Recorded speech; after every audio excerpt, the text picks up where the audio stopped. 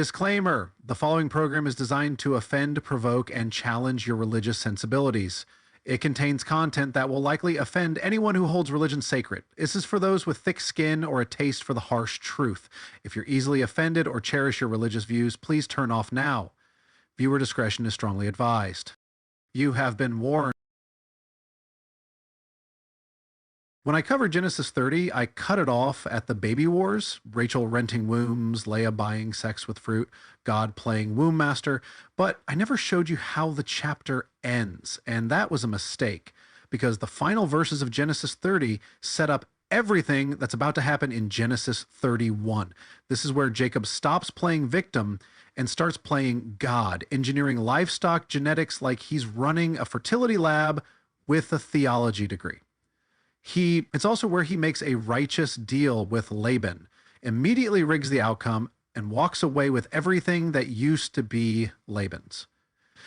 So before we jump into Jacob's self-righteous meltdown in Genesis 31, we need to rewind and look at the real reason Laban's sons are pissed, why Rachel steals the household gods, and why Jacob flees in the middle of the night.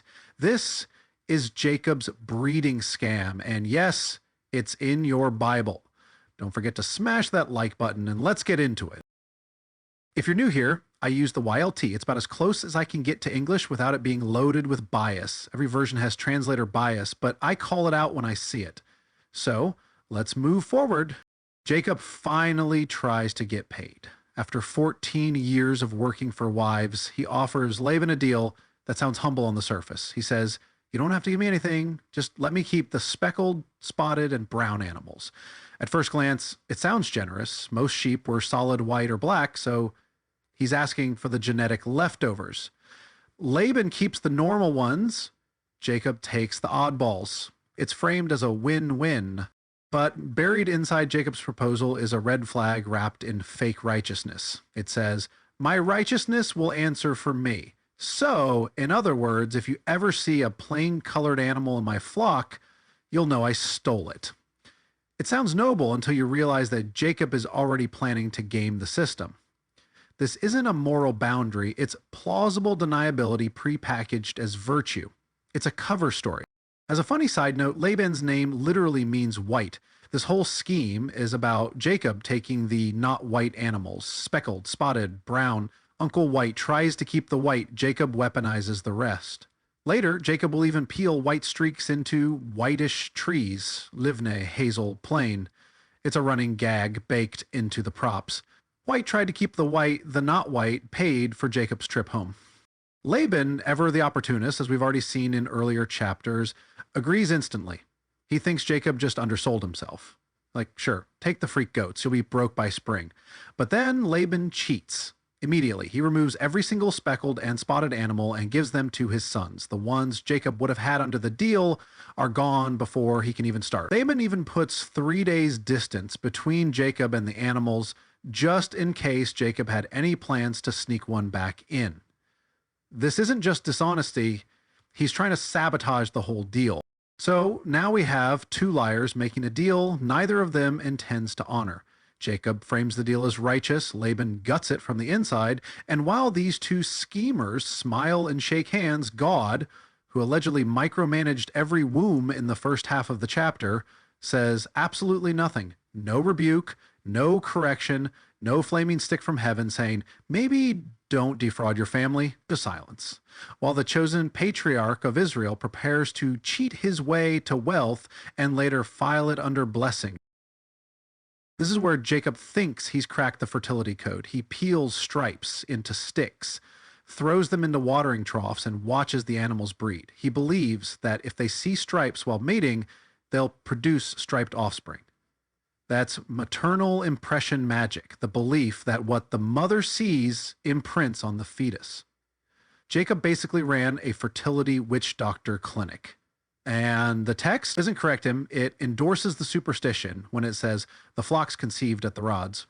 The joke goes even deeper.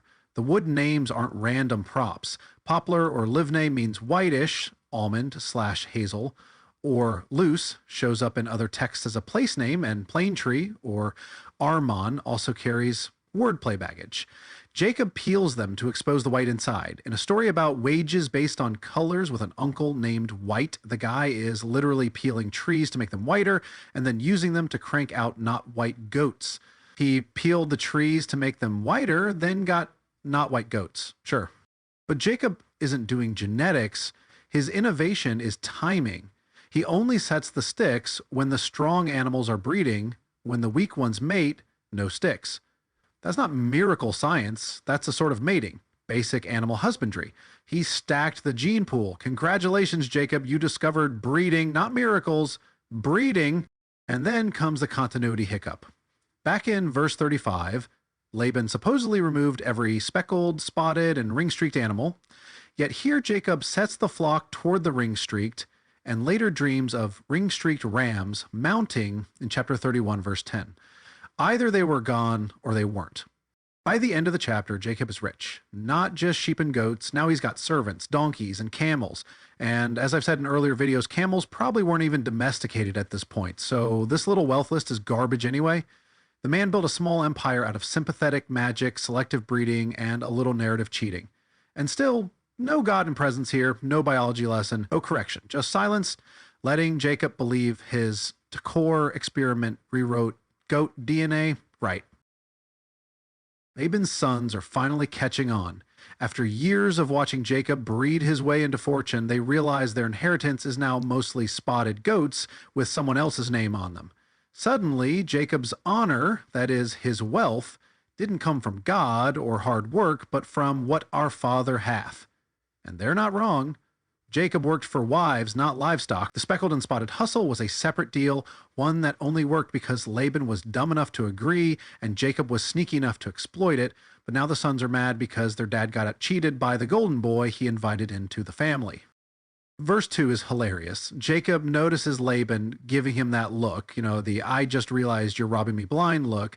So what does Jacob do? The same thing any patriarch with a guilty conscience and a fat flock does. He suddenly hears from God. Verse 3 has Jehovah popping back into the story after being totally silent during the breeding scam, and now he's like, time to go home. I'm with you. Where was this backup when Laban stole wages 10 times, or when Jacob was peeling sticks like a fertility witch doctor? Suddenly, the Almighty reappears just in time to greenlight a midnight escape, which is awfully convenient. Jacob doesn't waste time. He pulls Rachel and Leah into a private meeting in the field, away from Laban's house. Why the secrecy? Because he's planning to run and he needs to know which wives are going to help him pack the getaway camels. But listen to how he spins it. I see your father's face isn't toward me like before, but the God of my father has been with me. That's not an explanation, but Jacob is already framing himself as the persecuted one, the victim of Laban's hostility, the righteous man being pushed out by jealous in-laws. Never mind that he just took half the wealth and engineered a miracle via animal husbandry. No, this is all Laban's fault. And notice the numbers already humming in the background. 3 days of separation back in chapter 30, 7 days of chase coming soon, 20 years of service, 10 wage changes. The narrator is laying down symbolic drum beats of completion and fullness, while the family itself is running on empty. Perfect numbers, imperfect people. So we open chapter 31 with Jacob playing the same card every con artist eventually does. They're just mad because I'm blessed. No introspection, no apology, no mention of how he got the flock in the first place, just a divine permission slip and a shift in tone. The scam worked, and now it's time to bail before the victims get organized. This next few verses is Jacob pleading his case, not to Laban, but to Rachel and Leah. He's justifying the escape plan by reciting his workplace grievances. You know how hard I worked. Your dad changed my pay 10 times. And that 10 times? It's not math. In Hebrew, it's an idiom, like saying he changed it a ton. Jacob's not pulling out payroll records. He's saying the man kept moving the posts, 10 meaning countless, like the excuses. Verse 8 was where he starts blaming Laban's inconsistency for the miracle. If he said speckled, the flock all came out speckled. If he switched it to ring-straked, boom, ring-straked babies everywhere. Jacob's not saying, I manipulated the genetics. He's saying God did that to spite your dad. God's payback through goat patterns. So the story flips. Jacob isn't a clever scammer, he's a passive vessel. Laban kept moving the goalposts, and God kept sniping his livestock like a Robin Hood. Then, verse 10 ratchets it up a notch. Jacob claims he saw it all in a dream, a bunch of ring-straked, speckled, and grizzled goats mounting the flock. So now he's got prophetic mating visions guiding his animal empire. And that vision? That's the justification. I didn't plan this, God showed me. It's not fraud, it's God's fulfillment. Because of course it is. He doesn't mention the peeled sticks. He doesn't mention selectively breeding only the strong. He leaves out the part where he rigged the troughs. Because this isn't him giving a confession. He's reframing a livestock hustle as God's divine justice. And his wives? They're the audience. He's not just running from Laban. He's recruiting believers to help him pull it off. Now Jacob continues and says the goat patterns weren't just luck or breeding tactics. They were part of a dream. An angel calls his name. He does the usual, "Here I am," and then the explanation comes. "See those speckled goats? I made that happen. I've seen how Laban's been screwing you." But here's the scholarly twist. The messenger of God suddenly starts speaking as if he is God. "I am the God of Bethel." That slide from messenger to deity is classic for these stories. One minute you're talking to an angel, the next minute the angel is God, and nobody in the text bats an eye. He sends a messenger who is him, who isn't him. Clear? So that's the setup. God approved the scam, just retroactively approved it. The stripped sticks weren't magic. They were just the trigger God used to bankrupt Laban and shift his assets over to Jacob. And now the same God is stepping in again, telling Jacob it's time to pack up and go home. No confrontation, no settling accounts. Just a clean exit strategy. The messenger even brings up Bethel. That's where Jacob saw the ladder and made a vow. God's basically calling in that old IOU and saying, "You promised me something, remember? Time to make good on it. Grab your wives and your goats and hit the road." So Jacob doesn't just get wealth, he gets a voice from heaven telling him to cash out and walk away with no consequences. Then Rachel and Leah finally get a word in, and it's brutal. They're not asking questions, they're burning bridges. They're saying things like, "Do we even have a share in our father's house anymore? Didn't he sell us like property? Didn't he blow through the bride price that was supposed to be ours?" They've been watching this mess unfold for years, and they're done. No more loyalty, no more illusions. Their father didn't treat them like daughters. He treated them like bargaining chips. And now that the wealth has flipped sides, they want what's left. Verse 16 seals the deal. It says, "All the wealth that God took from our father, it's ours and our children's now." That's their justification. Rachel and Leah don't care how it happened. Whether it was peeled sticks, God's hand, or dumb luck, the outcome is the same. The flock is no longer Laban's, and they're not sticking around to argue about it. Do what God told you, they say. Basically, they're telling Jacob, "We're ready, let's go." And frankly, who can blame them? So this is the final green light. Jacob has his dream, the wives have their grievances, and nobody's pretending this family is salvageable. The next move? Run! Jacob doesn't waste time. He gets the kids and wives on camels, gathers the flocks, and bolts. No goodbye, no permission, just a full-blown escape from the in-laws. But verse 19 is the bombshell. Rachel, while her husband is plotting a stealth migration, quietly steals her father's teraphim, the household gods. These weren't just trinkets. In ancient households, teraphim were often linked to inheritance rights, spiritual authority, or even divination. Taking them wasn't just a rebellious souvenir grab, it was a direct blow to Laban's power base. And the text plays a running pun here. Verse 19 says Rachel steals the gods. Verse 20 says Jacob steals the heart of Laban, idiom for deceives. Later, verse 30 has Laban asking, "Why did you steal my gods?" Everyone's stealing something, gods, hearts, or wages. Communication doesn't happen in this family. Theft does. In this house, we don't talk, we steal. And the Bible never explains why Rachel does it. No motive, no commentary, not even a guess. So we're left with speculation. Maybe she still thought they worked some kind of fertility charm or protective idol, especially given the nonstop obsession with wombs in this family. Maybe she saw them as legal leverage. In some ancient cultures, whoever held the household gods had a claim to the inheritance. Or maybe it was just sabotage. Cut off Laban's ability to consult the gods and find them. Could be spiritual insurance, could be pure spite. Whether they were the will or the Ouija board, taking them cut Laban off. Meanwhile, Jacob deceives Laban in his heart, which is just the Bible's poetic way of saying he ghosted him. No farewell, no explanation, just grabbed the loot and ran. And let's be honest, this isn't some oppressed victim fleeing a tyrant. Jacob is leaving with wives, children, livestock, wealth, and now, according to this, stolen gods. It's not just a getaway, it's a clean sweep.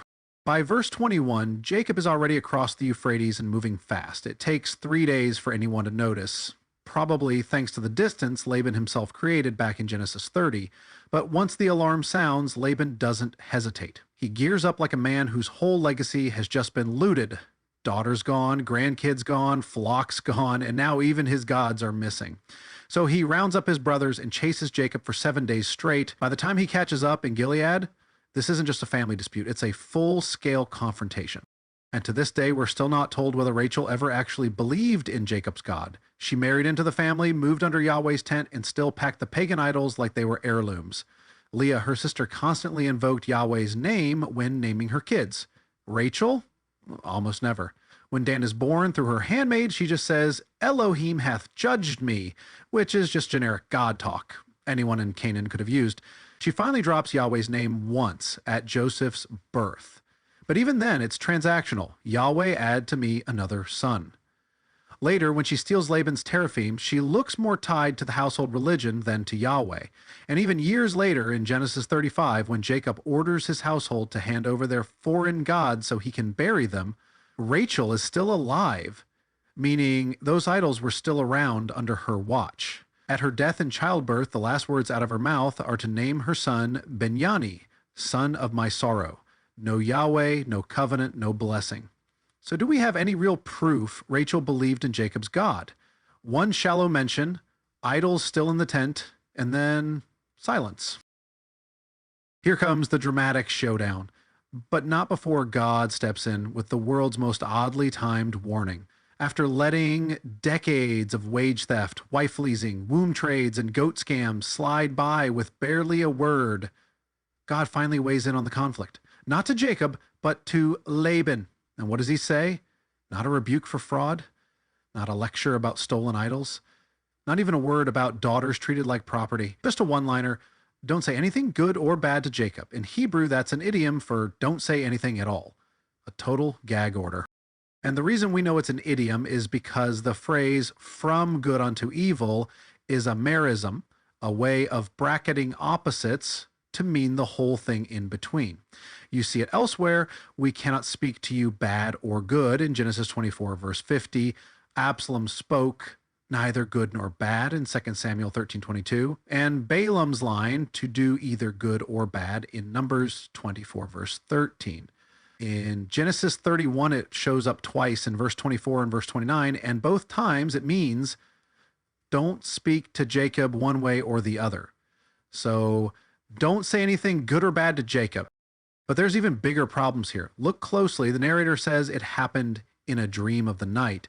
But in verse 29, when Laban repeats it, he drops the dream detail and just says, the God of your father spoke to me last night. So which is it? A nightmare that spooked him or a direct audience with Jacob's God? The text doesn't bother to settle it. One verse calls it a dream. The next treats it like straight divine speech. Divine identity and delivery slide around like wet soap. Angel, God, dream, voice, all interchangeable. And here's why the dream detail matters. In Genesis, God shows up in all kinds of ways. Walking, wrestling, eating, talking. But here, the narrator calls it a dream, while Laban drops that and makes it sound like direct speech. Maybe conversation got left out. Maybe he did say dream and we just don't have it. But what we have in the text is a mismatch. God is in a dream according to the narrator, but in Laban's mouth, it sounds like he showed up in person. And that blurring changes the weight of the scene. If it's a dream, it's a nightmare excuse. If it's a speech, it's divine gag order enforcement. The text never tells us which one we're supposed to believe.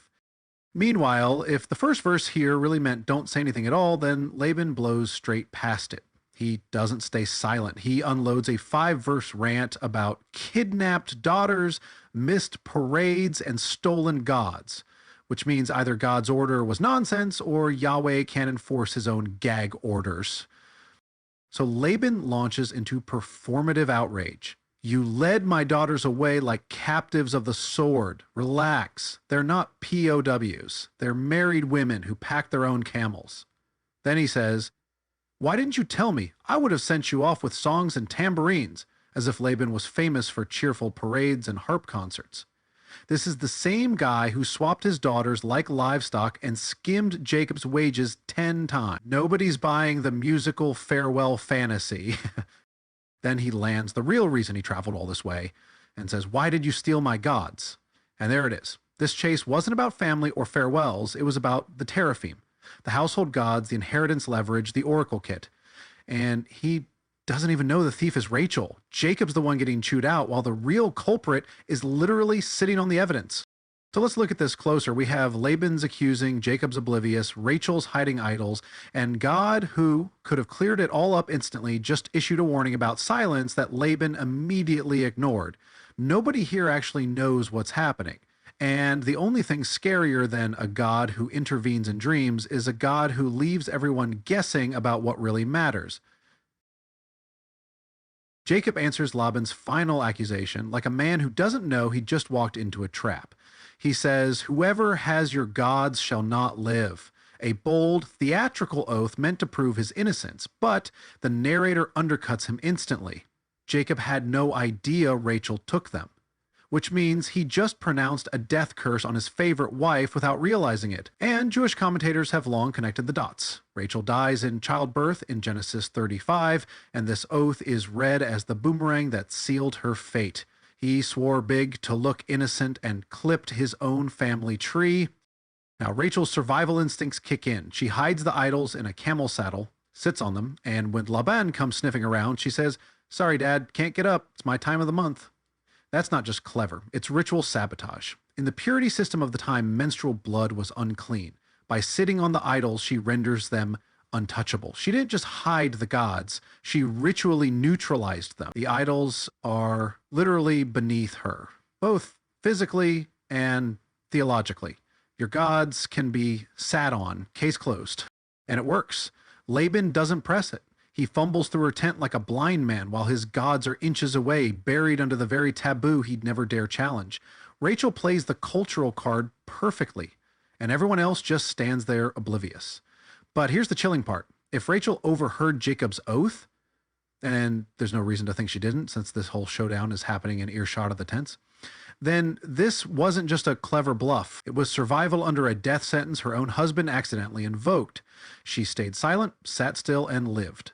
For now. So now we've got stolen inheritance, a sacred object under a saddle, a menstrual bluff, and a husband who unknowingly cursed his wife's life. And in true biblical fashion, the gods stay hidden. The curse hangs in the air and the scene cuts away before anyone realizes how close they came to bloodshed. Jacob finally snaps. He's sick of the accusations, the chasing, and the tent-by-tent shakedown, and now he's going full employee of the month on Laban. For 20 years, he says, he's been a model worker. And he gets oddly specific about it. Your ewes and your she-goats have not miscarried. That's not just a shepherd flex, it also pre-echoes later covenant promises where God swears, none among you or your livestock will miscarry. Jacob's livestock record is being pitched like prophecy. He's basically saying, look, I'm living the covenant terms before they were even written. But biologically, it's nonsense. Miscarriages happen, especially in large herds. Jacob wants us to believe his shepherding was so righteous it created a 100% success rate. Either it's a miracle, a lie, or he has no idea how biology works. He piles on the martyrdom. He didn't eat any of the flock. He paid for every predator attack out of pocket. He suffered in the heat. He froze in the cold, and he lost sleep every night. Verse 39 is especially telling. The torn I have not brought in unto thee, I repaid it. That's not normal shepherding. In ordinary contracts, the owner took the loss if wolves attacked. Laban pushed the risk onto Jacob. It was a predatory deal. The house always wins, unless you steal the house. Then Jacob hits the numbers. 14 years for wives, 6 years for flocks, 10 wage changes. He's been cheated a perfect 10 times, chased for 7 days, given a 3-day handicap, and stuck in a 20-year cycle. It's not just accounting, it's symbolic numerology, the drumbeat of 10s, 7s, and 20s, framing a story about unfinished trust, perfect numbers, imperfect people, and still, Jacob insists God was watching the whole time and only stepped in yesternight. That's his closer. 20 years of exploitation, and God finally showed up in a dream to scold the other guy. So Jacob, the spotted goat sorcerer turned righteous whistleblower, ends with a dramatic ending saying, if God hadn't been on my side, you'd have sent me away with nothing. And he's right, which is why Rachel grabbed the gods, Jacob grabbed the camels, and they ghosted their abuser in the dead of night. But Jacob still casts himself as the victim. Not the scammer, not the trickster, just the hard-working guy with a spotless goat record, and a God who finally bothered to intervene. Laban's final tantrum comes with a side of passive-aggressive covenanting. Verse 43 opens with him claiming ownership of absolutely everything. The daughters, mine. The sons, mine. The flock, mine. Everything you see, mine. He wants the last word to be mine, like a toddler in a toy aisle. He doesn't care that Jacob worked 20 years for it. In his head, it's all still his. The only reason he doesn't take it back is because he can't. So he pivots to theatrics. Let's make a covenant. So he's saying, let's stage a ceremony so I don't walk away empty-handed. Jacob agrees and sets up a standing pillar, and here's the irony. Later Israelite law, Deuteronomy 16 verse 22, explicitly bans sacred pillars. What Jacob does here will eventually be illegal. Yesterday's worship is tomorrow's felony, I guess, but in this moment it's treated as holy. Then comes verse 47, the only Aramaic line in the entire Torah. Laban calls the rock Pile Jager Sahadutha. Jacob calls it Galed. Bilingual captions for a heap of rocks. That's not courtroom history, it's an ideology, a story to explain why this border marker had two names. Even the rock got two captions so both sides could feel seen. And then there's Mizpah. Modern folks wear it on pendants as a sentimental make God watch between us blessing. In context, it's a surveillance curse. Jehovah's watching you because I can't. It's not thinking of you, it's tracking you. These two men don't trust each other, so they outsource the spying to heaven. So the man who just lost his daughters, his grandchildren, his livestock, and his idols now tries to save face with a pile of rocks and a poetic threat. No justice, no restitution. Laban closes with one last list of demands. Don't hurt my daughters, don't take more wives, and remember, nobody's here to watch you except God.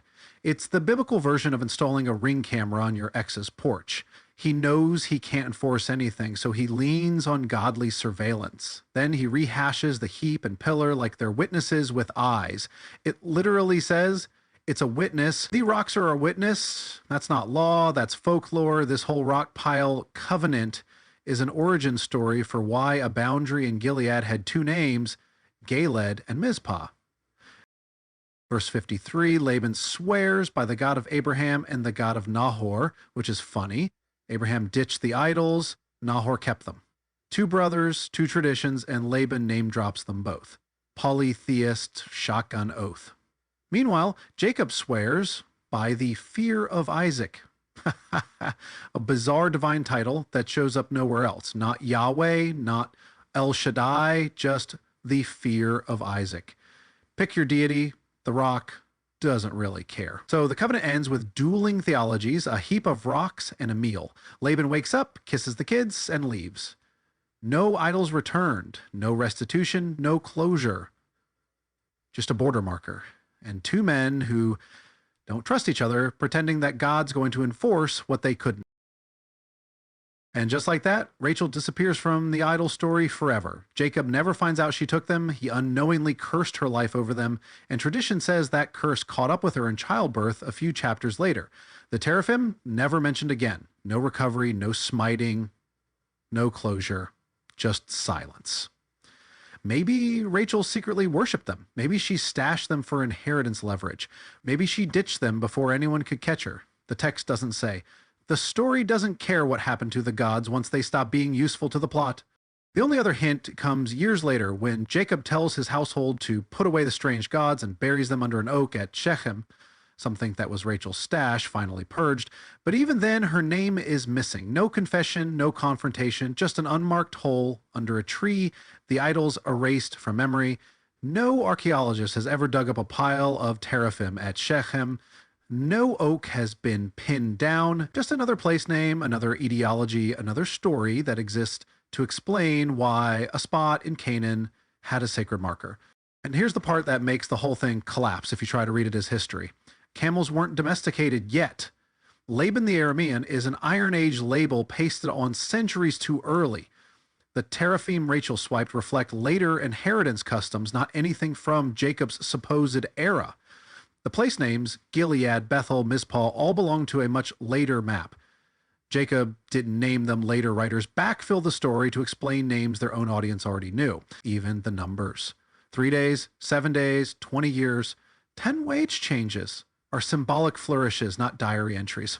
So what do we really have? Well, like I keep saying, it's all just garbage. A mix of theological wordplay, Mr. White trying to hoard white animals, sympathetic magic goat porn, and a patchwork of later customs and geography patched together into a patriarch story. It's not history, it's an origin tale dressed up as family drama. So the legacy of Genesis 31 isn't justice, it's silence. Stolen gods buried off screen, and a patriarch who never knew his favorite wife outplayed him with a camel saddle. Jacob thought he scammed Laban. Laban thought he held the line. But what actually lasts is a border pile, a surveillance blessing and a curse that boomerangs into the next generation. And if you made it this far, like, comment, and subscribe. You never know when God's going to show up in someone else's dream and tell them to shut up. See you in the next one.